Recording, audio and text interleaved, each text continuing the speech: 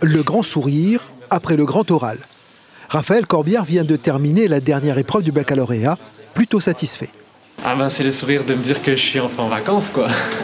C'est le sourire aussi de me dire que c'est une étape de ma vie. Le bac ça représente quand même toutes ces années de collège, toutes ces années ces 3 ans au lycée où je me suis quand même démené et j'ai donné quand même le meilleur de moi-même. Pour son dernier jour au lycée, Raphaël, comme pour toutes les épreuves du bac, est arrivé ce matin en ambulance. Je suis très content que ça soit enfin terminé. Ça a été très dur surtout pour les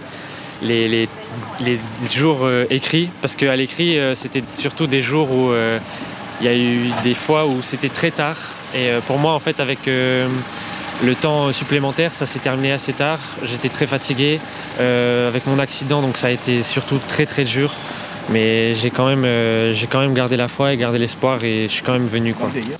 Car ce lycéen revient de loin. Après son dernier jour de cours le 20 mai, il a été percuté par une voiture sur un passage piéton près de chez lui à la plaine des Palmistes. Conséquence, double fracture du péroné et poignet droit cassé à la veille d'un oral blanc.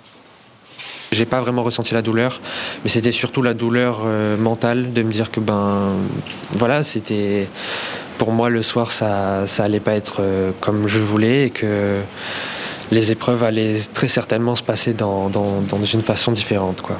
Pour ces épreuves écrites comme orales, il bénéficie donc d'une assistante d'éducation à qui il dicte sa composition, car il ne peut utiliser sa main droite pour écrire. On est neutre et donc voilà, on fait au mieux pour que la copie soit au maximum conforme à ce que l'élève souhaite produire. Après, on chipote par exemple un peu moins sur tout ce qui est les fautes d'orthographe qu'on revoit après et du coup on se concentre vraiment plus sur l'idée principale qu'on a en tête, donc ça reste quand même beaucoup plus facile pour moi. Oui. L'Éducation nationale a déployé un dispositif existant pour ce type de candidat avec handicap. Il y a d'autres élèves qui bénéficient de tiers-temps et de secrétaires, c'est plus rare. Le bac s'achève, clôturant une lourde période pour Raphaël comme pour sa mère. Je suis enseignante aussi et j'ai dû prendre un mois de congé et, pour pouvoir l'assister, effectivement, pour pouvoir être au plus près de lui dans les tâches quotidiennes et pour pouvoir l'accompagner dans l'ambulance aux épreuves du baccalauréat. Oui, en effet. Raphaël a une moyenne générale de 14. Pour le bac, il se satisfera de le réussir, même sans mention.